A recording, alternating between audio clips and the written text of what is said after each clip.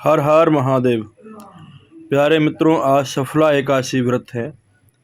सफला एकादशी व्रत की बहुत बहुत शुभकामनाएं और नमो नारायणाय। कृष्णाय वासुदेवाय हरे परमात्मने प्रणतः क्लेश नाशाय गोविंदाय नमो नमः।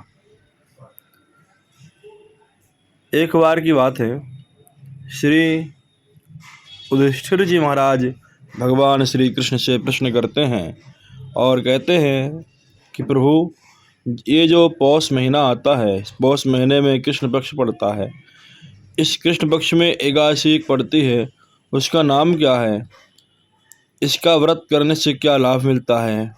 और इस व्रत में किस भगवान की पूजा की जाती है, किस विधि से पूजा की जाती है?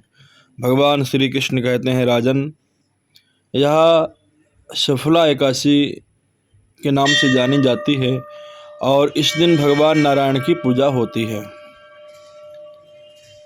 जो व्यक्ति इस सफला एकादशी का व्रत करता है, उसे कई हजार वर्षों की तपस्या करने का भी फल मिल जाता है।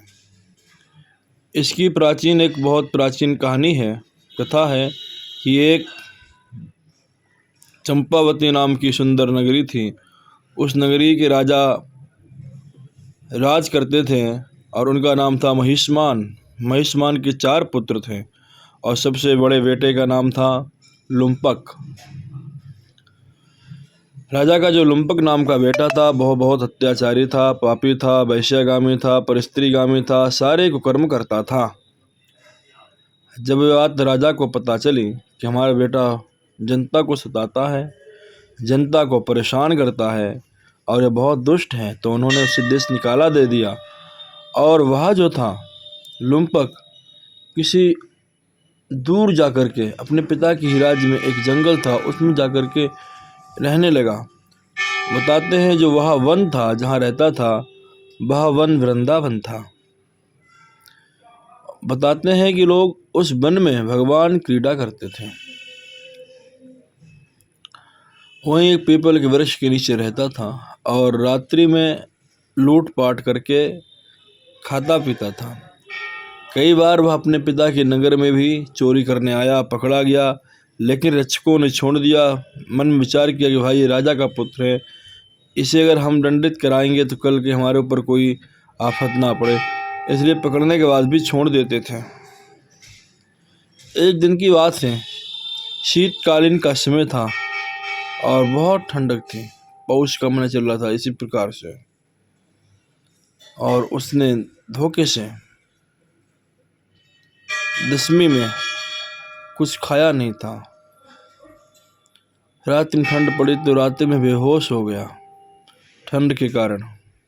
प्रातःकालीन जब सूर्य का उदय हुआ, सूर्य की किरणें जब उसके शरीर पर पड़ी तो कुछ गर्माहट आई, उसके अंदर पुनः चेतना आई। जब चेतना आई तो कुछ फल वगैरह बीन के लेके आया। मन के अंदर विचार करने लगा, रोने लगा, अरे देखो तो मेरे भाग में क्या लिखा है। अपने फल जो थे क्या भगवान ये आप ही खा लो।